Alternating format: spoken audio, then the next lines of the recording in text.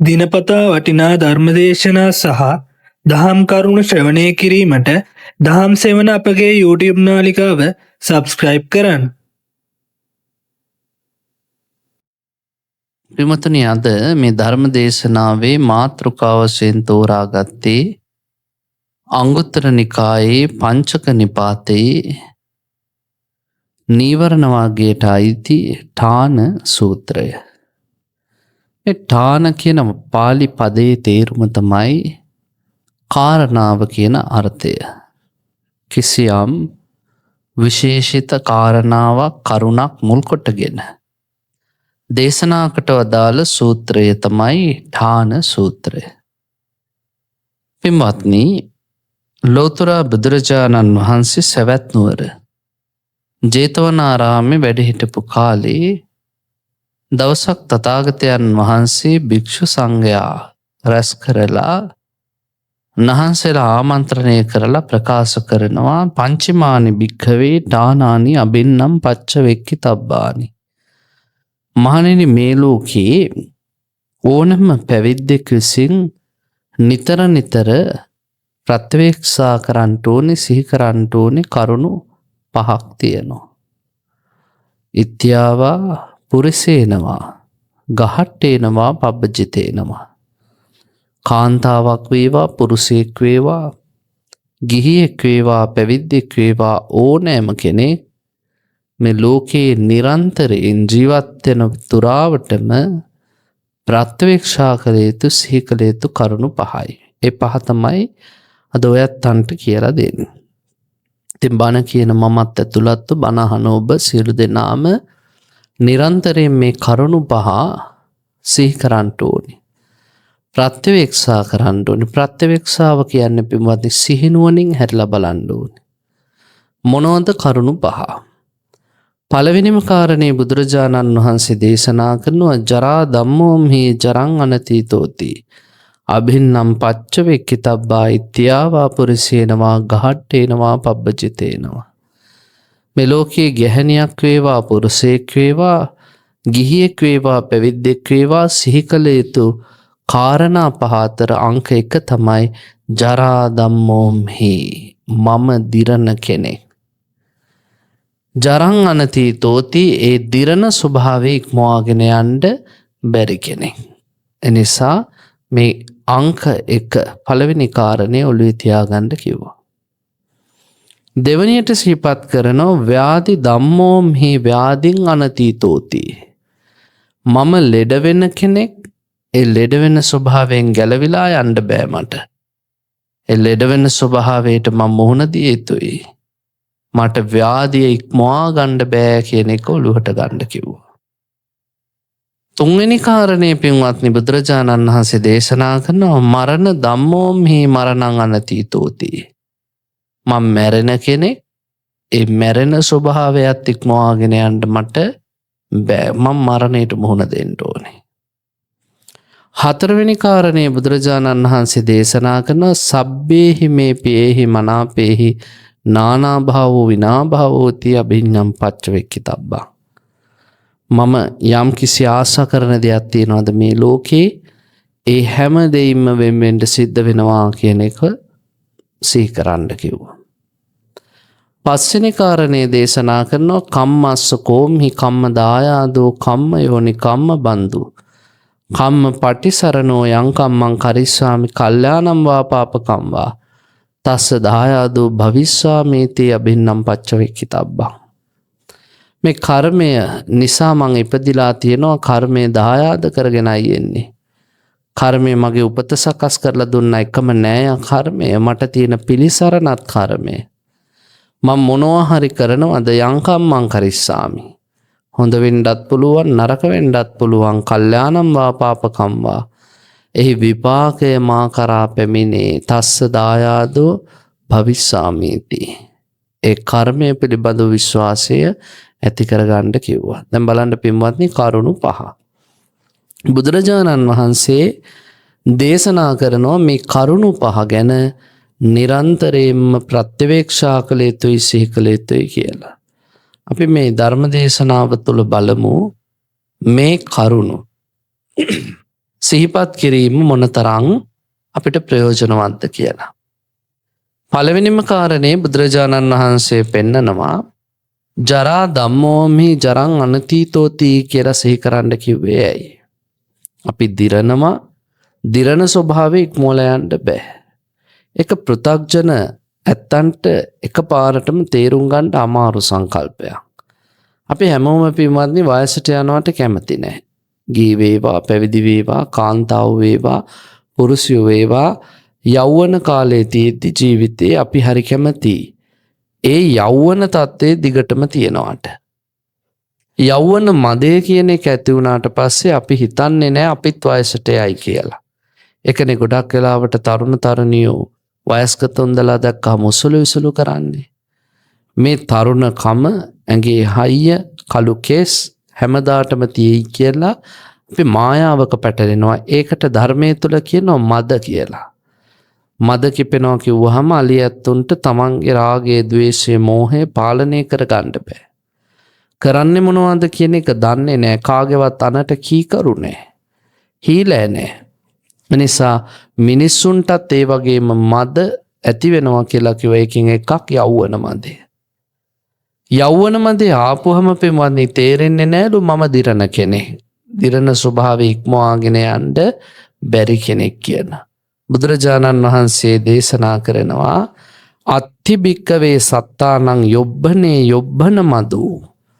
අන්න මිනිස්සුන්ට ඇති වෙනවා තරුණ කාලේ යොබ්බන මදය, යෞවන මදය. යේන මදේන මත්තා, ඒ මදයෙන් මත්තුනහම කායේන දුච්චරිතං චරන්ති, කයෙන් කරන්නෙම නරකදේ. වාචාය දුච්චරිතං චරන්ති, වචනයෙන් කියන්නෙම නරකදේ. මනසා දුච්චරිතං චරන්ති, හිතෙන් හිතන්නෙම නරකදේ. බලන්නකො තරුණ කාලේ කරන්නෙම නරකදේ. පව්කම් කර කර ජීවත් වෙනවා. හිතන්නෙම නරක දේවල්. කොයි තරම් රාගයේ, ද්වේෂයේ, මෝහයෙන් මත් වෙලා ඉන්නවද? ඊළඟට වචනයෙන් පිට කරන්නෙත් එහෙමයි. ලෝකෙකටම වැදගත් නැති, වැඩකට නැති වල්පල්. එනිසා බුදුරජාණන් වහන්සේ දේශනා කරන දිරන කෙනෙක් කියන එක අවබෝධයට ආවේ නැත්තා. ටිකෙන් ටික මගේ ඇස් පේන්නේ නැතුව යයි, හැම රැලි වැටිලා යයි, මට අතපය හතර වාරු නැති වෙයි, වැඩක් වල කරගන්න බැරි වෙයි. පුළුවන් කාලේ මේ ටික කරගන්නේ නැතුව හිටියොත් වයස්ගත වෙනකන් ඔය හැමදේම කරන්න මට අවලංගු කාසියක් බවට පත් වෙන්න සිද්ධ වෙයි කියන එක අවබෝධයට එන්නේ නැහැ. විමතුනි සමහර වෙලාවට සල්ලි හම්බ කරන්න ඕන කාලේ හම්බ කරන්නේත් නැතුව. ධර්මයේ හැසිරෙන්න ඕන කාලේ ධර්මයේ හැසිරෙන්නේත් නැතුව. ඉගෙන ගන්න ඕන කාලේ ඉගෙන ගන්නෙත් නැතුව වයසට ගියාම මේ කටයුතු සඳහා වෙහෙසෙනවා නම් බුදුරජාණන් වහන්සේ ඇත්තම්ම සමකලේ ජින්න කොංචාව ජායන්ති කීන මච්චේව පල්ලලේ. මසුන් නැති විලක තැවෙන්න මහලු කොස්වාලිහිනියන්ට. මසුන් නැති විලක මහලු කොස්වාලිහිනියෝ කොච්චර බලන් හිටියත් ඒ විලේ මසුන් නැත. බැරි වෙලා හරි පින්වත්නි එකෙක් දෙන්නෙක් හිටියත් අල්ලා ගන්න බෑ. අර වයස්ගත කකුල් හරි බරි ගහිලා ඉද්දී මාළු ටික පැනලා ගිහිල්ලා. ඒ නිසා මේ ගාථා ධර්ම තුල අපිට හරි අපූරු පණිවිඩයක් බුදුරජාණන් වහන්සේ උගන්වනවා. යොබ්බන මදින් මත් වෙන්න එපා. මන් දිරන කෙනෙක්. ටික ටික ටික ටික ටික ටික මට මේ දිරීමේ ස්වභාවයට පත් වෙන්නට සිද්ධ වෙනවා. මම මේ කයෙන්, සිතින්, වචනයෙන් වැරදි කළොත් මේ වැරදි නිසා මගේ ජීවිතය මහා පුදුම විදිහට හානිකර ස්වභාවයට පත් වෙනවා. එතකොට යම්කිසි කෙනෙක්ට හිතාගන්න බැරි නම් මම දිරන කෙනෙක් කියලා එයා තුන්දොරින්ම වැරදි කරනවායි කියලා බුදුරජාණන් වහන්සේ පෙන්නනවා. ඊළඟට දෙවනි කාරණේ භාග්‍යවතුන් වහන්සේ දේශනා කරනවා ව්‍යාධි ධම්මෝම්හි ව්‍යාධින් අනතීතෝති. මං ලෙඩ වෙන කෙනෙක්, ලෙඩ වෙන ස්වභාවය ඉක්මවාගෙන යන්න බෑ කියලා කල්පනා කරන්න කියලා. අද සමාජයේ ගොඩ දෙනෙක් ඒ தත්ත්වය ගැන හිතන්නේත් ලෙඩ වුණාට පස්සේ. බලන්න පින්වත්නි හොඳට ඉන්න කාලේ ශරීරයට නිරෝගී සුවය තියෙන කාලේ ගොඩ දෙනෙක් ධර්මයට එළඹෙන්නේ නැහැ. එතකොට තියෙන්නේ වෙන වෙන දේවල්. කාමයන් පස්සේ දුවන්න, සිත ආසා කරන දේවල් පස්සේ දුවවන්න, හැඟීම් ඔස්සේ වැඩ කරන්න, තමන්ගේ ආසාවල් පස්සේ කටයුතු කිරීමක් තමයි ගොඩ දෙනෙක් නිරෝගී වයසේදී කරන්නේ. නිරෝගී වයසේදී නිරෝගී කාලෙදී මිනිස්සුන්ට එනවා තවත් මදයක්. ඒකට කියනවා ආරෝග්‍ය මදය. මට කිසිම ලෙඩක් නෑනේ කියන එක. ලෙඩ ආවට පස්සේ මතක් වෙන්නේ හැමදේම පින මතක් වෙන්නෙත් එතකොට, ධර්මයේ මතක් වෙන්නෙත් එතකොට. හිටපු ගමන් පන්සල් ඇවිල්ලා බෝධි පූජා තියෙනවා. බෝධින් වහන්සේ වටේ යද්දී ඇහුවොත් ඇයි කියලා ගොඩ දෙනෙක්ගේ උත්තරේ තමයි රෝගාබාධ වැළඳිලා. බුදුරජාණන් වහන්සේ පෙන්නලා දෙනවා රෝගාබාධ වැළඳෙනකන් ඉන්න එපා. පුළුවන් කාලේ කරගන්න. පුළුවන් කාලේ කරගත්තොත් ඔබ දිනු. ලෙඩ ඇඳට වැටුණට පස්සේ ආයි නැවතත් ධර්මය හොයන්න ලොකු පරිශ්‍රමයක් දරන්න වෙනවා. යම් කිසි කෙනෙක්ට පින්වත්නි හොඳට නිරෝගීව ඉන්න කාලේ ආවොත් මේ ආරෝග්‍ය මදේ මට නම් ඉහෙන් බහින්න ලෙඩක් නෑ, මම පැන්ඩෝල් පෙත්තක්වත් බොන්නේ නෑ කියලා එයා කායේන දුච්චරිතං චරන්ති, කයෙන් කරන්නෙම නරක වැඩ කිව්වා. වාචාය දුච්චරිතං චරන්ති, කටෙන් පිට කරන්නෙම නරක වචන කිව්වා. මනසා දුච්චරිතං චරන්ති, හිතෙන් හිතන්නෙම නරක දේවල් කිව්වා. ආන් පේනවා අද තුන්දොරම නරක වෙනවා. යම් කිසි කෙනෙක්ට ආරෝග්‍ය මදේ ආවහම දැන් බලන්නකෝ ලෙඩ වුණා කියලා හිතන්න. ලෙඩ වෙච්ච කෙනෙක් කවදාවත් කයෙන් නරක දේ කරන්නේ නැහැ. වචනෙන් නරක දේ කරන්නේත් නැහැ. සිතින් නරක දේ කරන්නේත් නැහැ. පින්වත්නි බුදුරජාණන් වහන්සේ දේශනා කළේ පරිජින්න මිදං රූපං රෝග නිද්ධං පබංගුරං බිජ්ජති පූති සන්දේහෝ මරණන්තං හි ජීවිතං. මේ වහා බිඳිලා යන මරණයෙන් කෙලවර වෙන ශරීරයේ හරියට රෝග නැමැති කුරුල්ලන්ට හදාපු බිත්තර දාන්න හදාපු කූඩු වගේ කිව්වා. රෝග කියන්නේ කුරුල්ලෝ නම් උන්ට බිත්තර දාන්න හදපු කූඩු ටික මනුස්ස ශරීර කිව්වා. ඕනම වෙලාවක ඕනම ලෙඩක් ඕනම මිනිස්සෙගේ ශරීරයට වැළඳෙන්නට පුළුවන්. ඒ තරම් අවිනිශ්චිතයි. රෝග ගුහාවකයි අපි මේ ජීවත් වෙන්නේ. එනිසා මනුස්සයන්ට කියන හැම තිස්සෙම මං කොයි වෙලේ ලෙඩ වෙයිද දන්නේ නැහැ හිතන්න කිව්වා. ඊළඟට තුන්වෙනි කාරණේ පින්වත්නි බුදුරජාණන් වහන්සේ දේශනා කරන යම් කිසි කෙනෙක් මරණ ධම්මෝමි මරණං අනතීතෝති, මම මැරෙන කෙනෙක් මැරෙන ස්වභාවය ඉක්මවාගෙන යන්න බැරි කෙනෙක්. ඔය ටික හිතන්නේ නැත්තම් එයාට පින්වත්නි ඒ ජීවිතය තුලත් මහා පුදුම විදියට හානිය ඇති වෙනවා කිව්වා. මැරෙනවා කියලා දන්නේ නැති මිනිස්සු තමයි ගොඩාක් වෙලාවට සමාජයේ ගොඩාක් පව්කම් කරන්නේ. මැරෙනවායි කියලා දන්නවා නම් එයාට පුළුවන් ජීවිතේ සතුටින් ගත කරන්න. බුදුරජාණන් වහන්සේ මැරෙනවායි කියලා බණ කියලා තියෙන්නේ මිනිස්සු බය කරන්න නෙමෙයි. අවබෝධය තුල සතුටින් ජීවත් වෙන්න. අපිට හරි ලස්සන උපමාවක් පෙන්නනවා තථාගත බුදුරජාණන් වහන්සේ මරණය දකින්න ඈතදීම. ඔබ මහා මාර්ගයේ කියද්දී සර්පයෙක් දකින්න ඈතදී දැක්කොත් ඔබට බේරෙන්න සැලැස්මක් හදාගන්න පුළුවන්. දිග කෝටුවක් අරගෙන සර්පයව පාරෙන් ඉවතට දාලා ඔබ යන ගමන යන්න පුළුවන් සතුටින් අවසානයේ තෙක්. මොකද සර්පයා දැක්කේ ඈතදී. ඈතදී සර්පයෙක් දැක්කහම සර්පයෙක් බව දැනුණා, තිගැස්මක් ඇති වුණා. බේරෙන්න උපක්‍රමයක් කල්පනා කළා, උපක්‍රමයේ ක්‍රියාත්මක කරා, සාර්ථක වුණා. ඔබ බේරුණා, ගමන ගියා. දැන් ඔබේ ගමන සාර්ථකයි. හැබැයි පින්වත්නි කනමුල සර්පයා මතු වුණොත් ඔබ නිදාගෙන ඉන්න වෙලේ කොට්ටය ඇතුලෙන් සර්පයෙක් ඇවිල්ලා කනමුලින් මතුවෙලා දෂ්ට කරොත් ඔළුවටම ආයි බේරෙන්න අවස්ථා නැහැ. භාග්‍යවතුන් වහන්සේ ඔබට පෙන්නනවා කනමුල සර්පයා දැක්කා වගේ මරණය දකින්න යන්න එපා. ඈතදීම දකින සර්පයෙක්සේ මරණය දකින්න. එතකොට ලෑස්ති වෙන්න පුළුවන්, සූදානම් වෙන්න පුළුවන්. උදේ හවස සිහිපත් කරන්නකෝ පවාත දීප තුල්යාය සාසුසන්ත තියාකයන් පරූපමාය සම්පස්සම්භාවේ මරණස්සති. සුළඟින් නිවෙන්න පුළුවන් පහනක්, හොඳට පත්වෙවි තියෙන පහනක්. මගේ ජීවිතයත් එහෙමයි. භාග්‍යවතුන් වහන්සේ එකවරක විමසනවා, මහණෙනි මොකද්ද හිතන්නේ පිට්ටනියක් මැද්දේ පහනක් පත්තු කරලා තිබ්බහම නිවෙන්න තියෙන අවස්ථාද වැඩි, දැල්වෙන්න තියෙන අවස්ථාද වැඩි? ස්වාමීන් වහන්සේලා උත්තර දෙනවා ස්වාමීනි පිට්ටනියක් මැද්දේ පහනක් පත්තු කරලා තිබ්බොත් දැල්වෙන්න තියෙන අවස්ථාවලට වැඩිය නිවෙන්න තියෙන අවස්ථා වැඩි. භාගතුන් වහන්සේ දේශනා කළ ඒ වගේ ජීවිතය ගැන හිතන්න ඕනේ. පින්වතුනි මැරෙනවයි කියලා හිතන්න වයසක් නැහැ. සමහරු හිතන් ඉන්නවා මරණානුස්සතිය වඩන්න ඕනේ වයසට ගියාම කියලා. එහෙම එකක් නැහැ. තරුණ කාලේ, බාල කාලේ, මහලු කාලේ, වැඩිහිටි වයස ඕනම වයසක මේ මරණානුස්සතිය වඩන්නට පුළුවන්. තථාගතයන් වහන්සේ ජීවමාන සමයේ අවුරුදු 16ක වයස ඇති තරුණ ගැහැණු ළමයෙක් ජීවත් වුණා. මේ ගැහැණු ළමයා රැකියාව වශයෙන් කළේ පේශකාර වැඩපළ.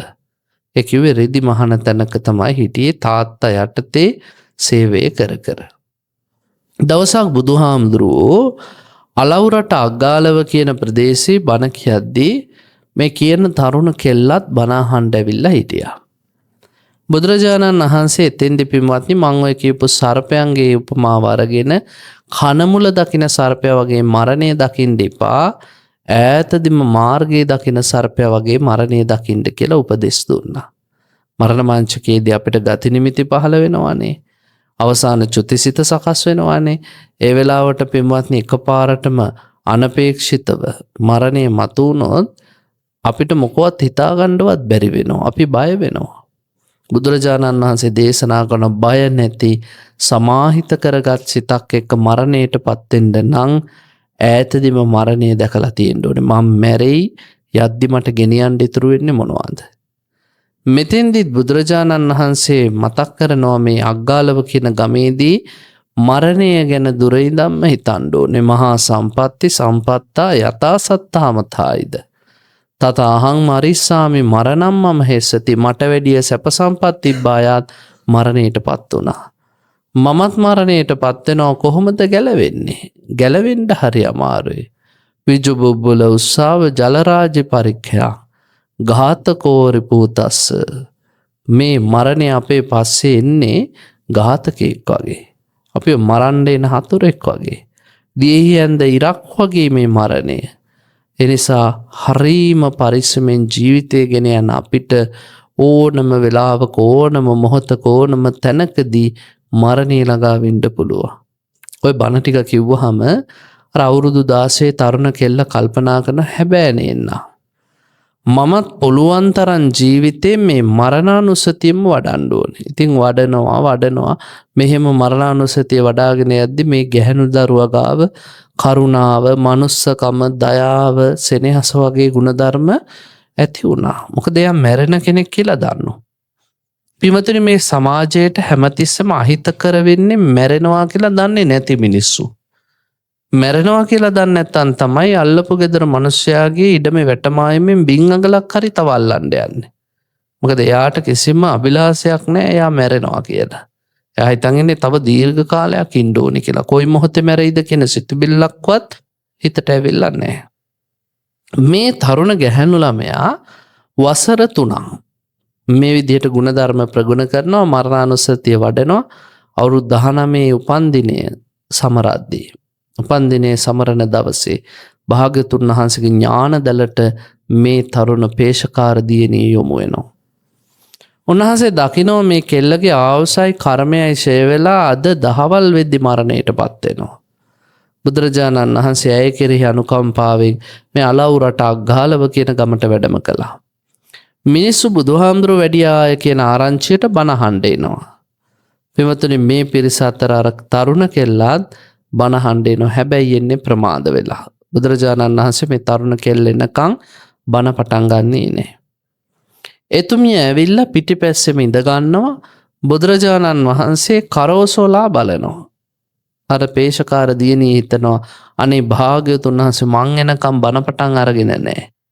එනිසා උන්වහන්සේ මං අපේක්ෂාවෙන් ඉඳලා තින්නේ මං ඉස්සරහටම යන්න ඕනි කියලා ධර්මශාලාව ඉස්සරහට පැමිණලා ඉඳ ගන්නවා. බුදුරජාණන් වහන්සේ පින්වත්නි එතෙන්දී බොහොම සරල නමුත් දාර්ශනික ප්‍රශ්න 4ක් අහනවා. මොනවද අහන්නේ? කොහේ ඉඳන්ද ආවේ? මේ තරුණ ගැහැණු ළමයා කියනවා දන්නේ නැහැ. කොහෙද මේ යන්නේ? දන්නේ නැහැ. දන්නේ නැද්ද? දන්නවා. දන්නවද? නෑ දන්නේ නෑ. ඔහොම බුදුහාඳුරෝ අහන ප්‍රශ්න වලට උත්තර දෙන්න ගියාම මිනිස්සු කල්පනා කළා අනේ මේ තරුණ කෙල්ල මහ පුදුම පැහිච්ච කෙල්ලා. හරි පණ්ඩිතයි. බුදුරජාණන් වහන්සේ අහපු ප්‍රශ්න වලට දීපු උත්තර බලන්නකෝ. කොහේ ඉඳන්ද ආවේ කියලා අහපුවම ගෙදර කියලා කියන්න පුළුවන් නේ. කොහෙද මේ යන්නේ කියලා අහපුවම පේශකාර කර්මාන්ත ශාලාවට කියන්න පුළුවන්. ඇයි මෙහෙම උත්තර දුන්නේ? මිනිස්සු එහෙම කතා වෙද්දී භාග්‍යවතුන් වහන්සේ දැනගත්ත මිනිස්සුන්ට පව් සිද්ධ වෙනවා කියලා. එනිසා බුදුරජාණන් වහන්සේ මොකද කළේ? අර ගැහැණු දරුවගේ නැවතත් අහනවා කොහේ ඉඳන්ද ආවේ කියලා අහපුවම දුවේ ඇයි දන්නේ නැහැ කිව්වේ. පේශකාර දියණිය වැඳගෙන කියනවා ස්වාමීනි මේ අනවරාග්‍ර සංසාරේ ඉපද මෙරි මෙරි එන ගමනේ මම හිතුවේ මං කොහේ ඉඳලාද මේ මනුස්ස ලෝකේ උප්පත්තිය ලැබුවේ කියලා ඔබ ඇහුවා කියලා. ස්වාමීනි මං දන්නේ නැති නිසා දන්නේ නැහැ කිව්වා. බුදුහාමුදුරුවෝ සාදුකාර දුන්නා. සාදු නිවැරදි කියලා. ඊළඟට අහනවා දෙවෙනි ප්‍රශ්නේ කොහෙද මේ යන්නේ කියලා අහපුවම දුවේ ඇයි දන්නේ නැහැ කිව්වේ. ස්වාමීනි මේ අනවරාග්‍ර සංසාරේ ඉපද මෙරි මෙරි එන ගමනේ මං හිතුවේ මේ ලෝකෙන් චුත වෙලා ගිහලා කොහෙද උපදින්නේ කියලා. ඒකත් මම දන්නේ නැහනේ. ඒකයි දන්නේ නැහැ කිව්වේ. නැවතත් බුදුහාමුදුරුවෝ සාදුකාර දුන්නා. එතකොට දුවේ දන්නේ නැද්ද කියලා අහපුවම දන්නවා කිව්වේ ඇයි. ස්වාමීනි මං හිතුවේ මැරෙනවා කියලා දන්නේ නැද්ද කියලා ඇහුවයි කියලා. මං දන්න නිසා දන්නවයි කිව්වා. ඒකාන්ත වශයෙන් මරණය නියතයි. ජීවිතය අනියතයි මරණය නියතයි කියලා දන්න නිසා දන්නවා කිව්වා. බුදුරජාණන් වහන්සේ නැවත වාරයක් සාදුකාර දුන්නා. සාදුකාර දීමෙන් අනතුරු ආයිත් හතරවෙනි වතාවට ප්‍රශ්න කරනවා. දුවේ එතකොට දන්නවද කියලා අහපුවම ඇයි දන්නේ නැහැ කිව්වේ. ස්වාමීනි මම හිතුවා ඔබ වහන්සේ අහන්නේ මැරෙනවා කියලා දන්නවා කියලා කිව්වනේ. ඒ මැරෙන්නේ කොහොමද කියලා අහනවායි කියලායි මම හිතුවා කියලා කිව්වා. මගේ මරණය කවදා කොහේ කොතන කොයි ආකාරයට වෙයිද කියලා දන්නවද කියලා ඇහුවා කියලා හිතලා මං දන්නේ නැහැ කිව්වා. ස්වාමිනී ඇත්තටම මං දන්නේ නැහැ. ඒ නිසායි දන්නේ නැහැ කියන උත්තරය දුන්නේ. බුදුරජාණන් වහන්සේ නැවත වාරයක් සාදුකාර දුන්නා. බලන්නකො මරණය ගැන දැනීම. පේශකාර දියණිය පින්වත්නි එදා මරණයට පත් වෙලා සුගතියේ ඉපදුනේ. අද අපි දැකලා තියෙනවා බොහෝ වෙලාවට මරණ මංචකයේදී කෑ ගහන දඟලන අය කනමුල සර්පයෝ දැක්කා වගේ. හැබැයි බොහොම ශාන්තව සතුටින් මේ යන අයත් අපි දැකලා තියෙනවා. ගති නිමිති පහළ වෙනවා. මරණ මංචකයේදී සමහරු කෑ ගහනවා. කළු ඇඳගත්ත මිනිස්සු එහෙන් අදිනවා මෙහෙන් අදිනවා මාව උස්සයි යන්න හදනවා. ගිනිදැල් පේනවා මං ඉන්නේ කළුවරක මේ තද කළුවර ගිනිදැල් පේනවා නම් නිරිසත්ත්වයන්ගේ කරදර අට කතාව විස්තර කරනවා පින්වත්නි නිරේ උපදින්න සූදානම අපායේ. තව සමහරු කියනවා කොහෙද මාව මේ ගෙනත් දැන් මේ ගස් කොළන් තියනවා සත්තු මගේ ඇඟට පයින්නවා. මං ඉන්නේ මහ කැලයක් ඇතුලේ මාව ගෙදර ගෙනියපල්ලා කියලා කෑ ගහනවා. මේ තිරිසන් ලෝකෙටයි යන්න සූදානම. තව සමහරු කියනවා මට අධික සීතලක් දැනෙනවා රස්නයක් දැනෙනවා. ඇඟට වතුර ටිකක් දාපල්ලා රෙද්දක් පරෝපල්ලා ගිනිමැලයක් ගහපල්ලා. පරණ මැරිච්ච නෑදෑයෝ කොහොම ඇවිල්ලා මේ මාව වට කරගෙන ඉන්නවා. යන්නේ පෙරේත ලෝකවලටයි කිව්වා. තවත් සමහරු ඔය අතරතුරේ බෝධිය දකිනවා, චෛත්‍ය දකිනවා, දිව්‍ය රථ පේනවා, දිව්‍ය විමාන දෙවිවරු පේනවා. සුගතියේ යන්නේ කිව්වා. එනිසා මැරෙන අපිට හැම මොහොතකම හිතන්න කිව්වා මරණ මංචකයක් ඇත. මම කරන්නේ මොනවද? ඒ කරන දේ මත මගේ ජීවිතයේ ලස්සන හෝ අවලස්සන කර ගැනීම මා සතු කාර්යයක්. ඔය ඇත්තන්ට ජීවිතේ බුදුරජාණන් වහන්සේ දීපු තවත් ලස්සනම වටිනාම කාරණයක් තමයි මේ මරණය ගැන සිතන්න කියපු එක. අනිත් ආගම්වලින් මරණයට මිනිස්සු බය කළා. බුදුරජාණන් වහන්සේ මරණයට තියෙන බිය නැති කරපු එකයි කළේ. එනිසා මම මැරෙන කෙනෙක් මරණය මට ඉක්මවා ගන්න බෑ කියලා හිතන්න කිව්වා. පිමතුනි යම් හේකින් මැරෙනවා කියන අදහස ආවේ නැත්නම් ඔබ ළඟට එන්නේ ජීවන මදය. ජීවන මදය ආවම ඔය තව ඉන්නේ ඉතින්. තව කල් තියනවානේ මැරෙන්න කියන අදහසක් එනවා. ඒ අදහස ආපු ගමන් කායේන දුච්චරිතං චරಂತಿ කයෙන් කරන්නේත් නරකදී. වාචාය දුච්චරිතං චරಂತಿ වචනෙන් කරන්නේත් නරකදී. මනසා දුච්චරිතං චරಂತಿ මනසින් කරන්නේත් නරක දේ බුදුරජාණන් වහන්සේ දේශනා කරන තුන්දොරින්ම නරක දේවල් කරාම ඒ මිනිසුන්ට අපායට යන පාර සකස් වෙනවා. හතරවෙනි කාරණය තමයි පින්වත්නි සබ්බේහි මේ පියේහි මනාපේහි නානා භාවෝ විනා භාවෝති අබින්නම් පච්චවෙක්කිතබ්බා. මං ආසා කරන දෙයක් තියෙනවාද හැම දෙයින්ම මට ලෝකේ ඈත් වෙන්න සිද්ධ වෙනවා. මේ ලෝකේ සංස්කාරවල ස්වභාවය තමයි පින්වත්නි හැම සංස්කාරයක්ම උපදිනවා කාලයක් පවතිනවා ඉන් පස්සේ නැති වෙනවා. නිවන හැර අන් සියල්ලක්ම සංස්කාර. අප වටා තියෙන යාන වාහන, ගෙවල් දොරවල්, අමුසෙමියන්, දරුදැරියන්, ඒ වගේම අපේ වටේ තියෙන භෞතික වස්තු මේ සියල්ලක්ම සංස්කාර ගොන්නට ඇතුල් වෙනවා. බැඳීම් පවා. මේවා දවසක හට ගන්නවා හේතුවක් නිසා.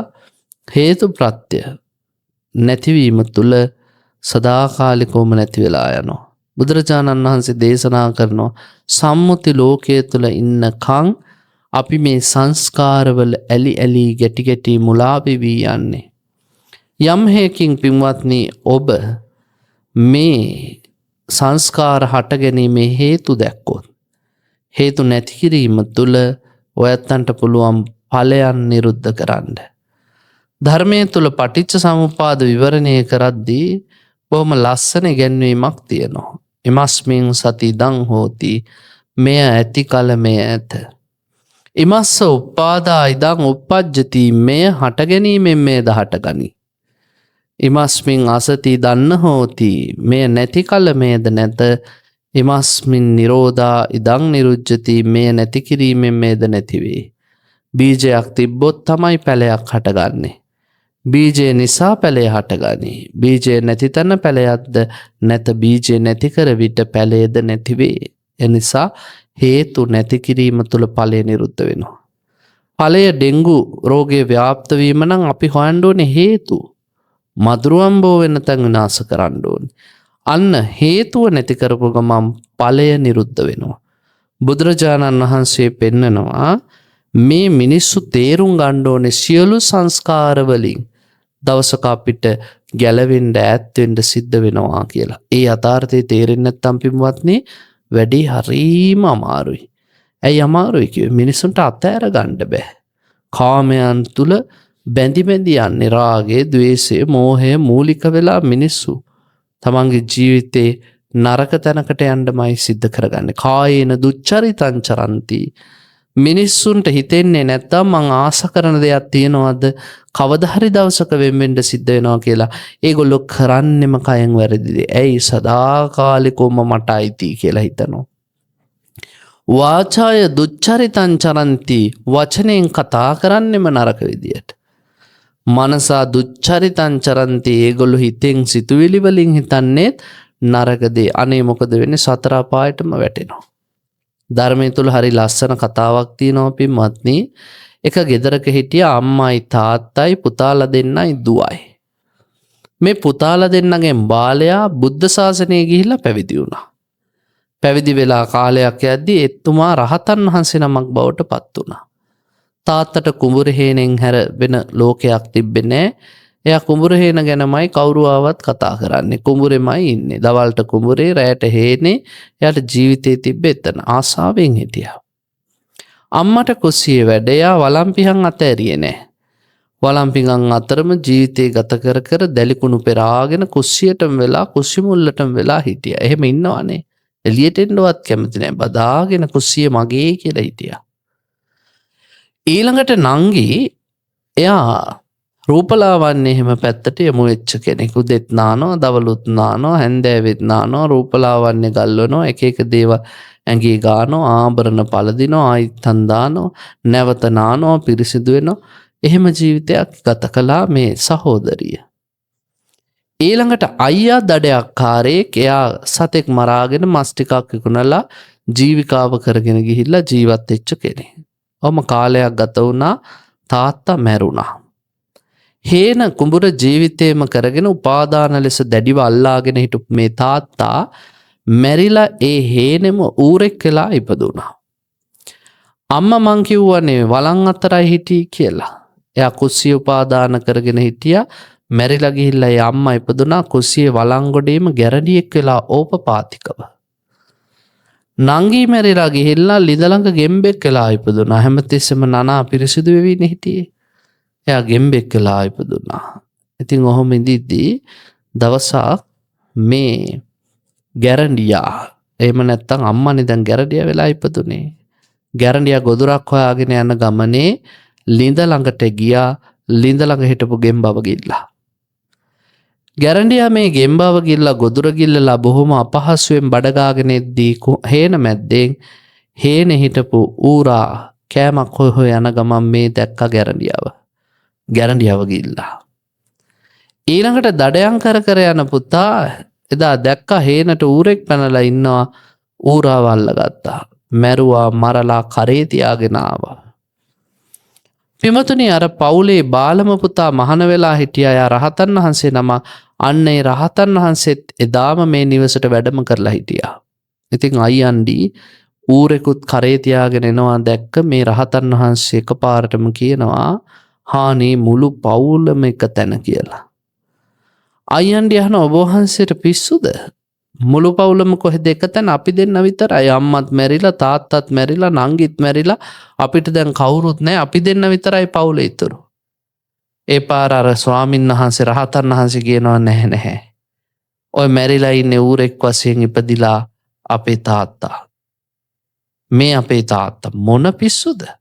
මේ අපේ තාත්තා වෙන්නේ කොහොමද? ඌරේ. ඔය ඌරගේ බඩ පලන්ඩ ඒ ඇතුළේ ඇති ගැරන්ඩිය එකේ අපේ අම්මා කිව්වා. ඒ පාර මේ පුද්ගලයා පින්වත්නි අර ඌරගේ බඩ පැලුවා. පලද්දි ගැරඩියේ. ඒ අපේ අම්මා කිව්වා. ඊළඟට ඕනේ නම් ඔය ගැරන්ඩියාගේත් බඩ පලන්ඩ. එතකොට ඇති ගෙම්බෙකේ අපේ නංගි කිව්වා. බඩ පල්ල බලද්දි ගැරන්ඩියාගේ කුස ඇතුලේ ගෙම්බෙක් ඉන්නවා.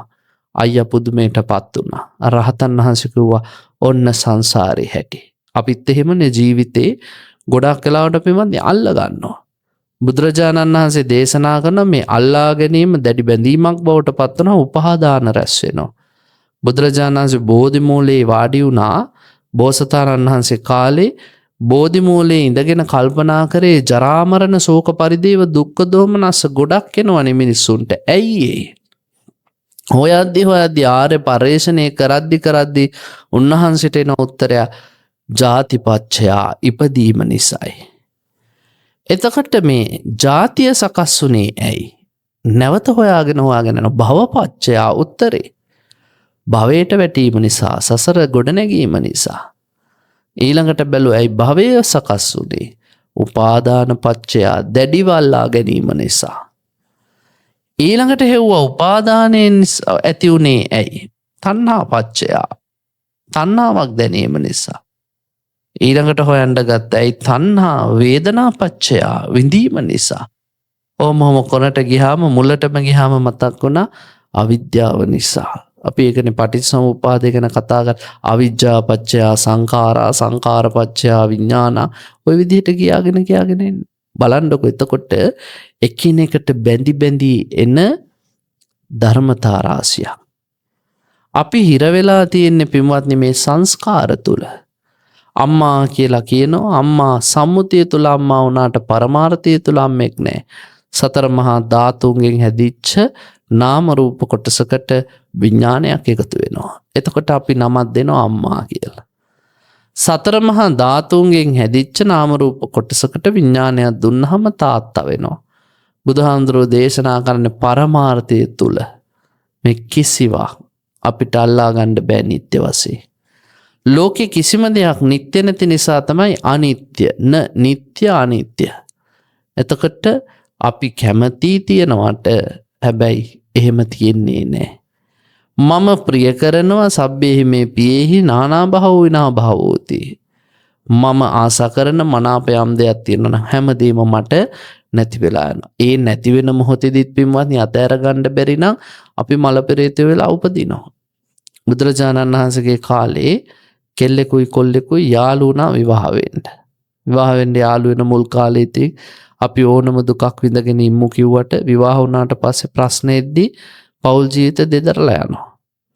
මේ පවුලත් විවාහ වුණාට පස්සේ දෙන්න දෙමහල්ලෝ ගැටුම් ඇති කරගෙන රණ්ඩු වෙද්දී තරුණයට කලකිරුණා. පන්සලට ආව බණ ටිකක් ඇහුවා. බණ අහද්දි බුදුරජාණන් වහන්සේ චතුරාර්ය සත්‍ය ගැන බණ කියද්දී මේ තරුණයා හිතුවා අනේ මහණ වුණා නම් හොඳයිනේ කියලා. ඉතින් බුදුහාමුදුරන්ගෙන් අහපුවම උන්වහන්සේ දේශනා කළා ගෙදරින් අවසර අරන් එන්න කියලා. නෝනගෙන් ගිහිල්ලා ඇහුවා මම මහණ වෙන්නද? අනේ හොඳයි යන්න කිව්වා. නෝනත් ගැලවෙන්න බලාගෙනයි හිටියේ. තරුණයා ඇවිල්ලා මහණ වුණා. කාලයක් යද්දී පින්වත්නි බොහෝම ලස්සන දැකුම් කළු ස්වාමීන් වහන්සේ නමක් බවට පත් වුණා. ඉතින් බුද්ධ ශාසනයේ ඉන්න ස්වාමීන් වහන්සේලා ගැන කොසෝ රජුරු කිව්වේ හිමයි හට්ට පහට්ටා උදක් උදග්ගා අබිරත රූපා ජීනිතේන්ද්‍රිය. තුටු පහටුයි. මසින් ඇසුණු පිරිපුන් ශරීර රංකදන් වගේ බබලන උත්තමයෝ.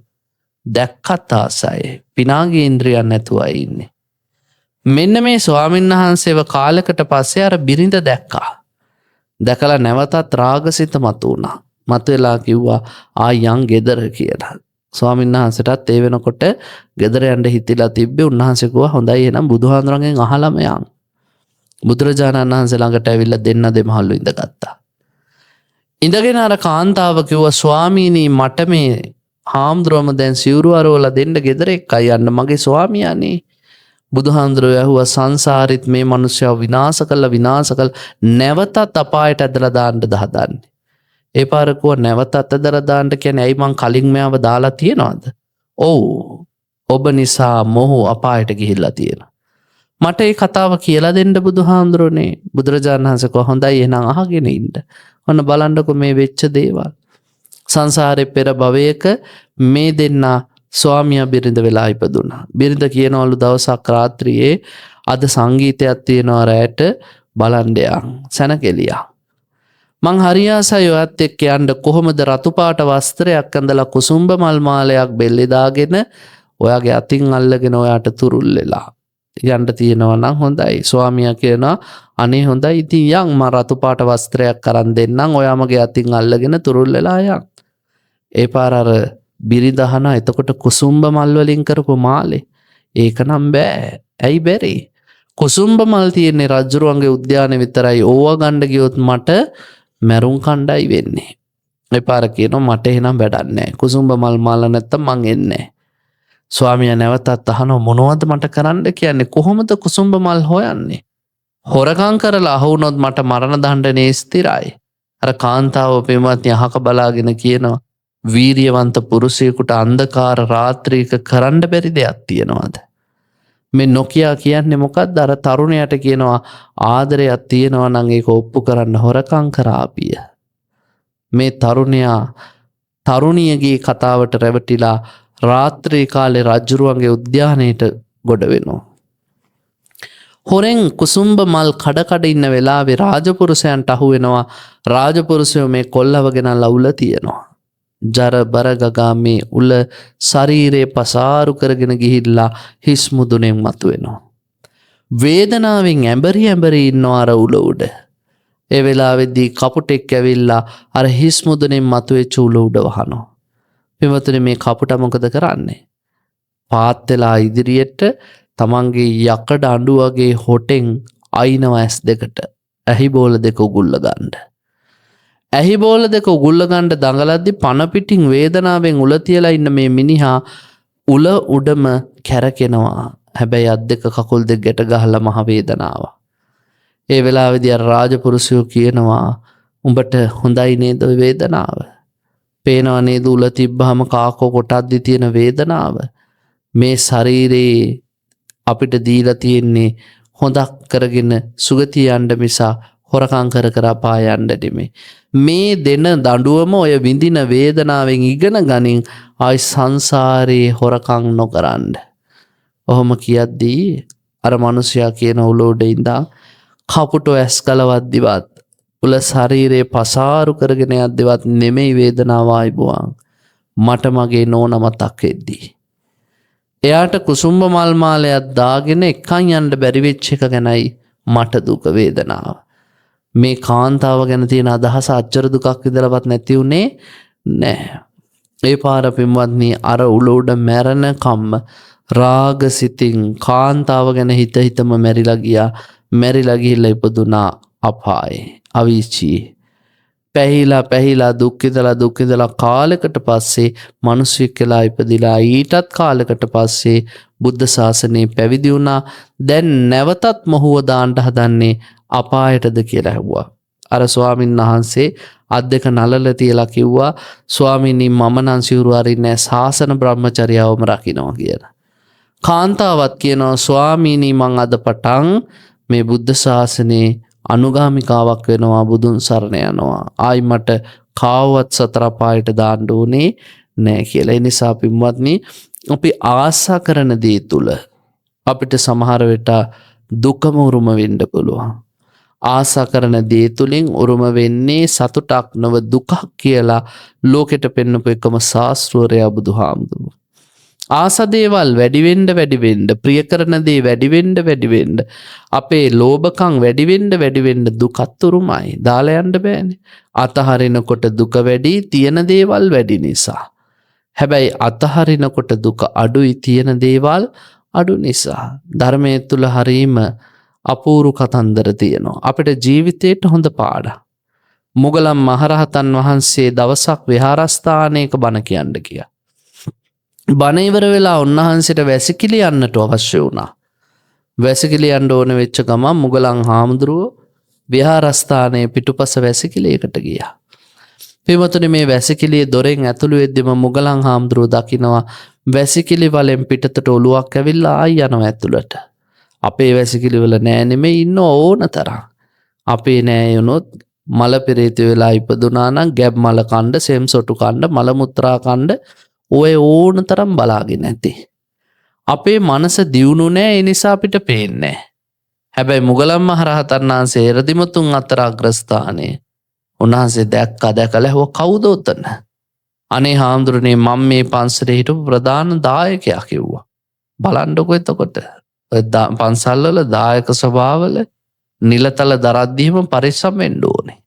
මම ප්‍රධාන දායකයා. ඇයි මොකද උනේ? ස්වාමීනි, මේ පන්සලේ හාමුදුරුව මට කියලා තිබ්බ පන්සලේ යාගේ. වෙන කිසි කෙනෙක්ට එන්න දෙන්න එපා. මං කරේ වැරදි හොයලා කේලම් කියලා එන හාමුදුරුව එලෝපු එක. හාමුදුරුවෝ කොටෝලා අසභ්‍ය වචන කියලා බැනලා හාමුදුරුවෝ මෙලෙව්වා. සංඝයාගේ දීපල සංඝයාට භුක්ති විඳින්න මං ඉඩ දුන්නේ නෑ. ඒ නිසා මේ ගමේ දායකයන්ගේ මලපහ කන පෙරේතෙක් කියලා මං වැසිකිලි වලේ ඉපදුනා, මං දුක් විඳිනවා හාමුදුරුවනේ කියලා කිව්වා. මුගලන් හාමුදුරුවෝ ඇහුවා, කෝ එතකොට උඹලගේ ලොකු හාමුදුරුවෝ කියලා. ආයත් ඉන්නවලේ පල්ලෙහා කිව්වා. එයා මොකද කරන්න කියලා අහපමුකෝ. එයා මටත් වැඩිය මල පෙරේතෙක්. මං දැන් හිටන් ඉන්නෙත් ලොකු හාමුදුරන්ගේ කර උඩ. මම දාන මල පහ කාලා යා ජීවත් වෙන්නේ කිව්වා. මුගලන් හාමුදුරන්ට ධර්ම සංවේගයක් ඇති වුණා. බුදුරජාණන් වහන්සේට මේ පුවත සලකරාම උන්වහන්සේ දේශනා කළා, මුගලන් ඕක තමයි ලෝක ස්වභාවය. උපාදාන පච්චයා භව. උපාදාන රැස් කරේ කොහෙටද? මගේ කියලා භවය සකස් වෙන්නේ එතෙන්ටම තමයි. එනිසා පින්වත්නි, මේ ලෝකේ යම් කිසි දෙයක් තියෙනවද මං ආසා කරන හැම දෙයක්ම මට ඈත් වෙන්න වෙනවා. ඕක හිතන්න ඕනේ. ඕක හිතන්න බැරි කෙනා තමයි සිතින්, කයින්, වචනෙන් නරක දේවල් කරන්නේ.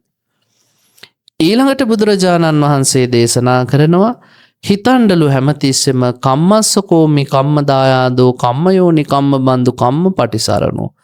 මම මේ කර්මය නිසාම ජීවිතයේ ගොඩනගාගෙන ආපු කෙනෙක්. සියල්ල කර්මයෙන් සිද්ධ වෙනවා කියන එක නෙමෙයි මේ කියන්නේ.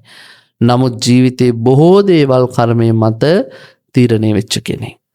යංකම්මං කරිස්සාමි, මම මොනවා හරි කරනවද? කල්යාණම් වා පාපකම් වා, හොඳ වෙන්නත් පුළුවන් නරක වෙන්නත් පුළුවන්.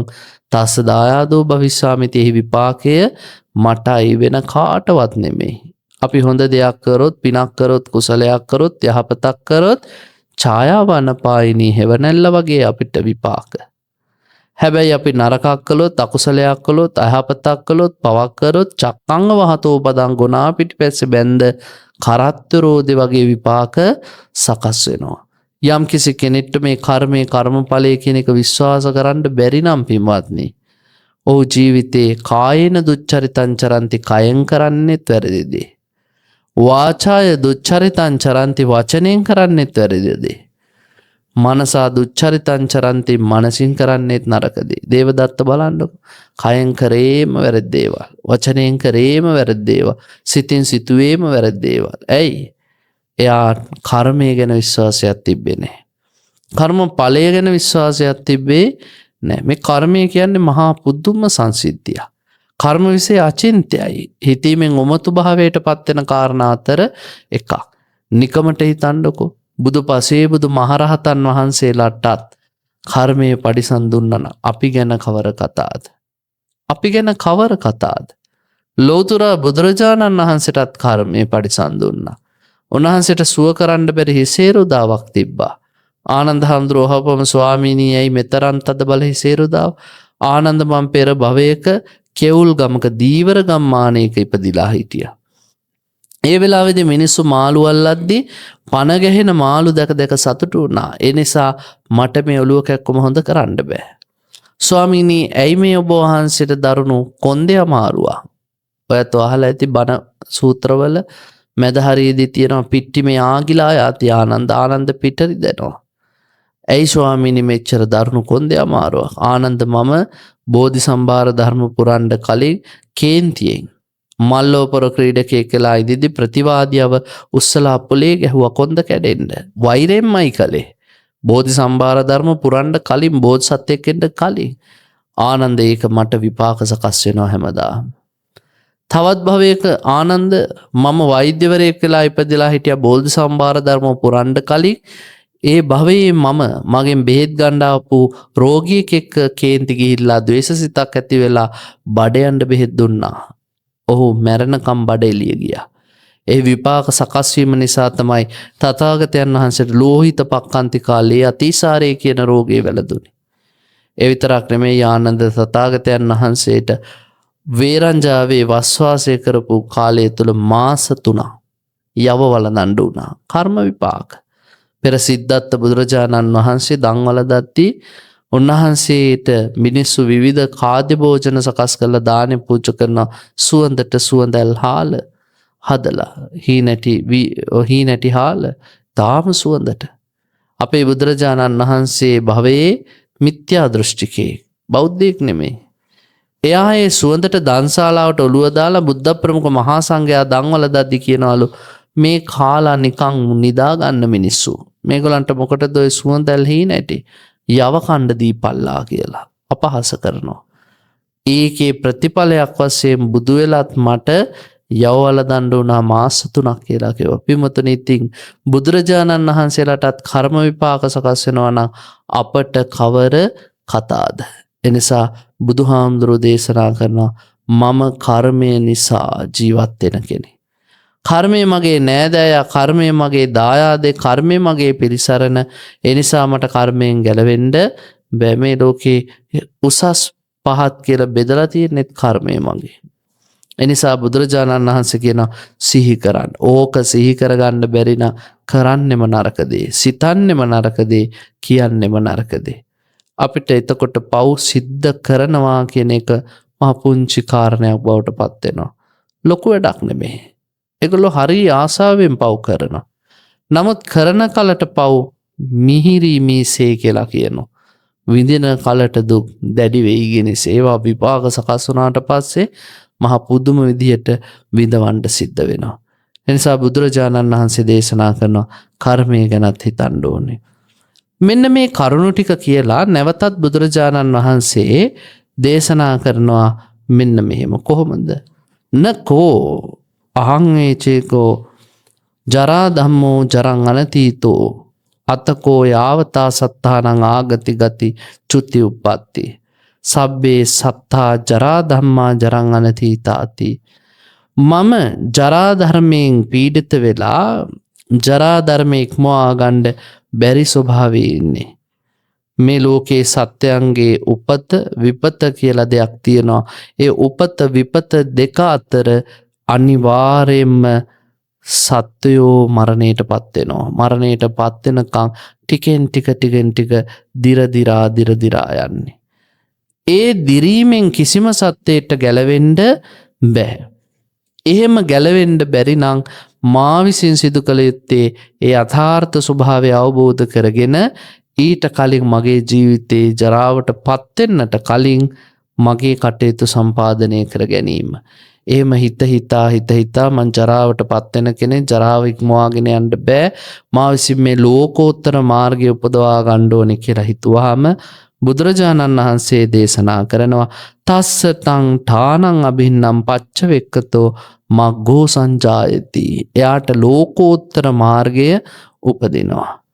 සෝතම් මග්ගං ආසේවිති. එයා ඒ මාර්ගය සේවනය කරනවා. භාවේති වඩනවා. බහුලීකරෝති බහුල වශයෙන් වඩනවා. තස්ස තං මග්ගං ආසේවතෝ භාවයතෝ බහුලීකරතෝ. ඒ මාර්ගයේ සේවනය කරද්දී බහුල වශයෙන් වඩද්දී බහුල වශයෙන් සේවනය කරද්දී එයාගේ සංයෝජනා පහියන්ති දස සංයෝජන දුරු වෙනවා. අනුසයා ව්‍යන්ති හොන්ති. අනුසයෝ විගතාන්ත වෙනවා, නැති වෙලා යනවා. අනුසය විගතාන්ත කෙලෙස් නැති වෙලා යනවා නම්, සංයෝජන ප්‍රහාණය වෙනවා නම් එයාට මේ මාර්ගය අවබෝධ වෙලා ඉවරයි. ඵලයට පත් වෙලා ඉවරයි. බුදුරජාණන් වහන්සේ දේශනා කරනවා මේක නිවන් මාර්ගයේ තෙක්ම හේතු වෙන කරුණු පහක්. ඨාන කිව්වේ ඒකයි. කාරණා මොනවද? සුවිශේෂ කාරණා. මේ පහ නිරන්තරයෙන් ප්‍රත්‍යවේක්ෂා කරන කෙනාට නිවන් මාර්ගය දක්වාම එළි වෙනවා කියෝ. යම් කිසි කෙනෙක්ට හිතන්න පුළුවන් නම් මං ලෙඩ වෙන කෙනෙක්. බුදුරජාණන් වහන්සේ දේශනා කරන ඉපදිච්ච සියලු සත්වයෝ මරණයට පත්වෙන කම්ම ලෙඩ වෙනවා ඉවරයක් නෑ. කොයි වෙලේ ලෙඩ වෙනවද දන්නේ නැහැ. කොයි වගේ තැනක ඉපදුනත්, රාජරාජ මහාමාත්‍යාදීන් තැන් ඉවල ඉපදුනත්, කෝටිපති ප්‍රකෝටිපති පවුල්වල ඉපදුනත්, මොන තැන ඉපදුනත් රෝගේ ව්‍යාධිය කියන එක අපි හැමෝටම පොදුයි.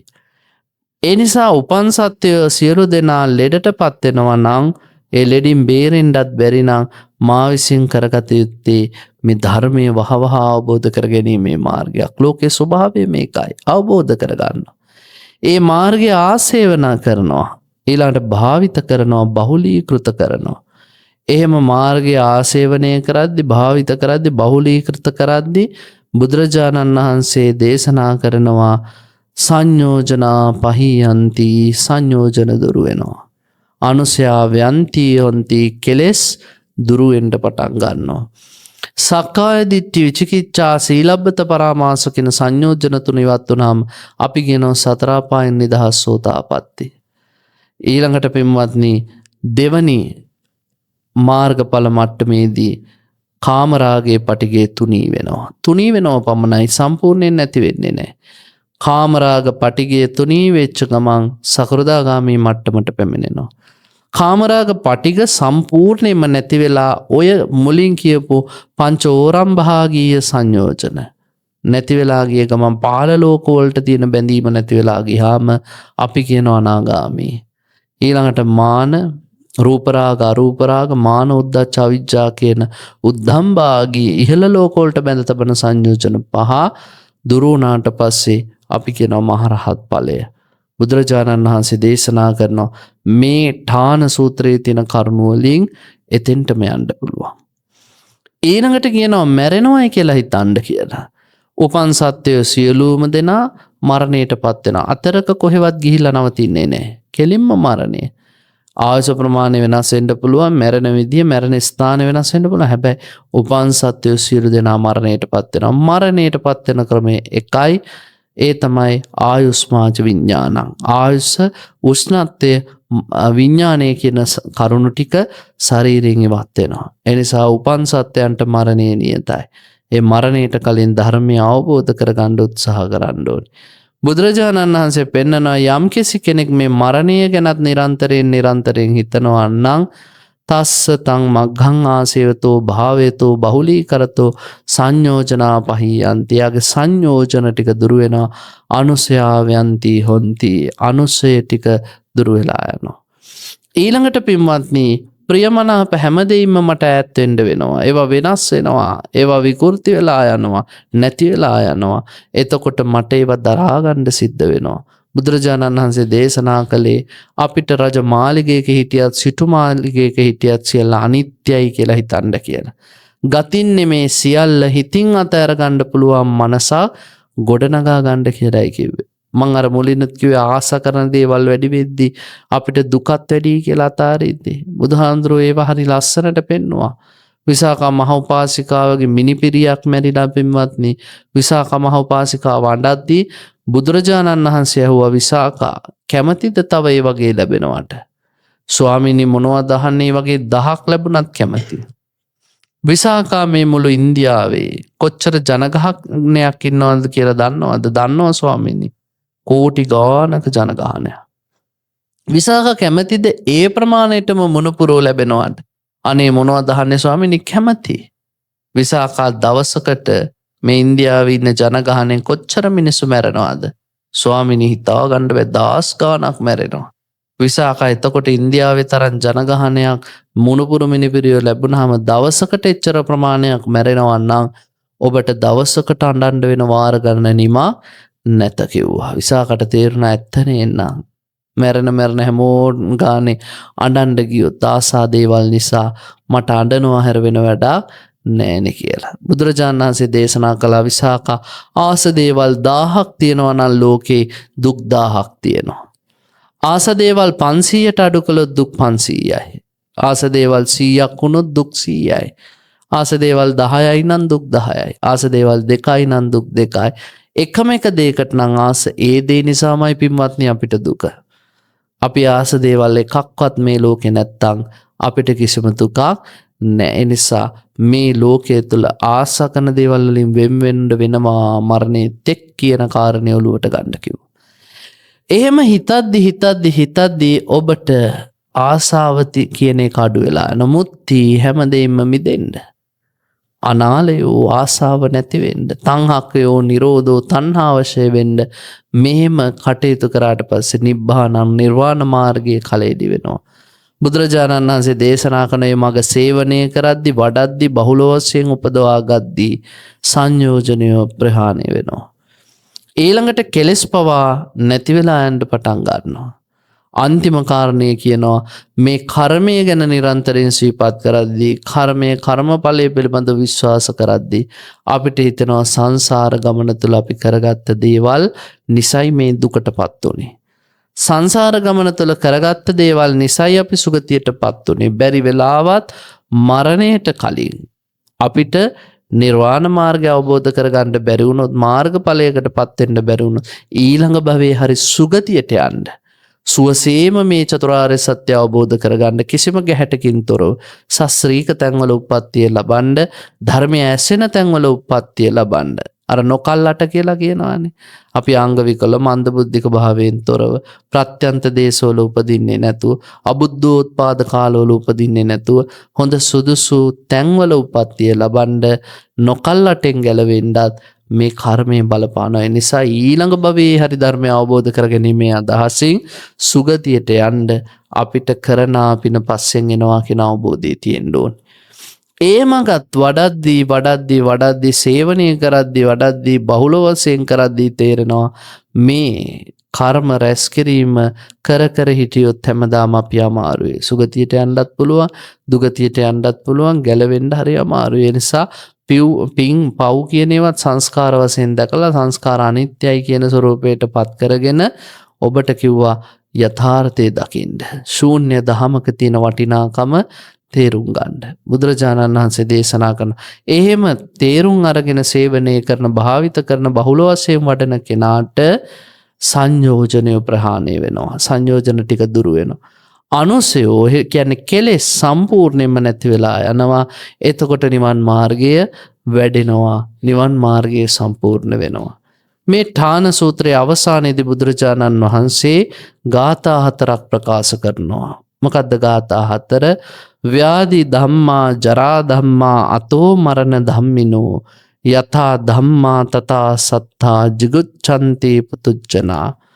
මේ ලෙඩ වෙන ස්වභාවය, ජරාවට පත් වෙන ස්වභාවය, මැරෙනවා කියන ස්වභාවය ශ්‍රද්ධාව තියෙන මිනිස්සු අවබෝධ කරගත්තට සමහර වෙලාවට ශ්‍රද්ධාව නැති මෝඩයෝ පෘථග්ජනයෝ, ඒ කියන්නේ සතර පායට ඕනම වෙලාවක වැටෙන්න පුළුවන් ස්වභාවයේ ඉන්න පෘථග්ජනයෝ සමහර වෙලාවටම Tamanට මේ දේවල් වෙන්නේ නැහැ කියලා හිතලා අනුන්ටම පවරනවා. කොහොමද පවරන්නේ? වයසට යද්දී උසුළු විසුළු කරනවා. ලෙඩ වෙන මිනිස්සු දැක්කම හොඳ වැඩේ ඕකුන්ට ඔය ටික වෙන්න ඕනේ. මැරුණට පස්සේ ඕකුන් ඉන්නවට වැඩිය හොඳයි මැරිච්ච එක. මිනිස්සුන්ට මොනවා හරි වෙච්ච ගමන් හිතනවා නේද? නෑ නැති වෙන්නමයි ඕනේ. හොරෙන් හම්බ කරපු දේවල්. සමහරලාට කර්මයේ පරිසම් දුන්නාම අපි සාප තියෙනවා. බුදුරජාණන් වහන්සේ දේශනා කරනවා මේ ලෝකේ මෝඩ පෘථග්ජනය හැමතිස්සෙම අනුන්ට දෙයක් වෙච්චාම ජුගුප්සා කරනවා, පිළිකුල් කරනවා. හැබැයි එයා කවදාවත් තමන්ගේ ආකාරය දකින්නේ නැහැ. ආඤ්ඤේ තං ජිගුච්ඡයං එවං ධම්මේසු පානිසු න මේතම් පති රූපස්ස මම එවං විහාරිනෝ. මේ මිනිස්සුන්ට මෙහෙම වුණාට ඒ මිනිසුන්ට වෙද්දී ඒවා පිළිකුල් කරාට මට වෙනවා කියලා කවදාවත් හිතන්නේ නෑ. මං කිව්වනේ අර මුලින් මැරෙනවා කියලා හිතන්නේ නෑනේ. මං ලෙඩ වෙනවා කියලා හිතන්නේ නෑනේ. මං දිරනවා කියලා හිතන්නේ නෑනේ. මං විනාශ වෙනවා කියලා හිතන්නේ නෑනේ. ඔක්කොම අනුන්ට කියලා තමයි හිතන්නේ. නිසා ඒක වැඩක් නෑ කියලා බුදුරජාණන් වහන්සේ පෙන්වා දෙනවා. සෝහං ඒවං විහරන්තෝ ඤත්තා ධම්මං නිරූපදී ආරෝග්‍ය යොබ්බන සමිංච ජීවිත සමිංචේ මදා. මේ වාසය කරන මම ජීවත් වෙන මම අරහත් මාර්ගය දැනගන්නේ නැතුව මගේ ජීවිතේ එක එක තැන්වලදී විනාශ කරගන්නවා නම් යෞවන මදයෙන්, ජීවන මදයෙන්, ආරෝග්‍ය මදයෙන් මත් වෙනවා නම් මගේ මේ ජීවිතයෙන් කිසිම වැඩක් නැහැ.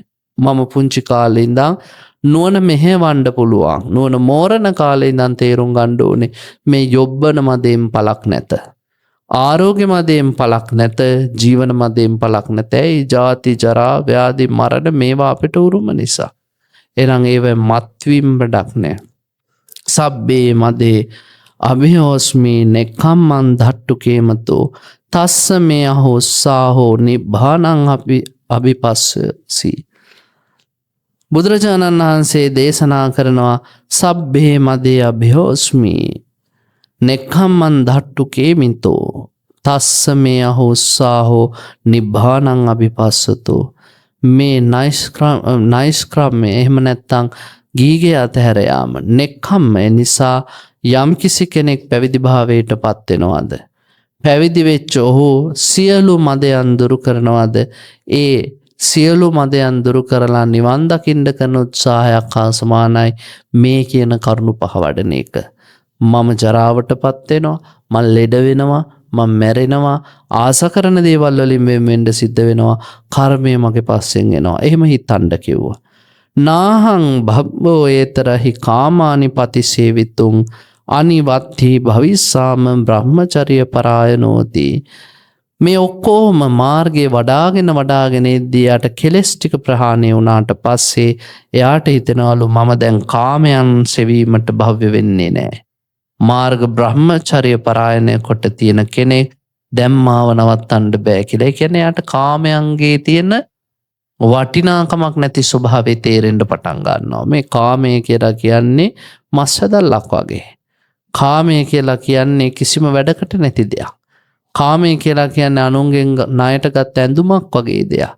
කාමය කියලා කියන්නේ හරියට ගිනි අඟුරු වලක් වගේ. ඔහොම අවබෝධ වුණාට පස්සේ දැන් මට මේ කාමයන්ගෙන් වැඩක් නැහැ. මමත් මාර්ග බ්‍රහ්මචර්යාව රකින්න ඕනේ, උතුම් පැවිද්දට හරි යොමු වෙන්න ඕනේ කියලා හිතනවා. බුදුහාමුදුරෝ දේශනා කරන මේ මග වඩාගෙන යද්දී ලෝකෝත්තර මාර්ගයට එළඹෙනවා නිසකයි කියලා. එනිසා ඒ උතුම් ලෝකෝත්තර මාර්ගයට එළඹෙන්න, ලෝකෝත්තර මාර්ගය තුළින් සැනසීම ලබන්න, මෙලොව පරලොව ජයගන්න, උතුම් නිර්වාණ රසය විඳගන්න ඔයත්තන්ටත් මේ අහපු බණ උපනිශ්‍රේම වේවා කියලා සාදු කියලා ප්‍රාර්ථනා කරන්න.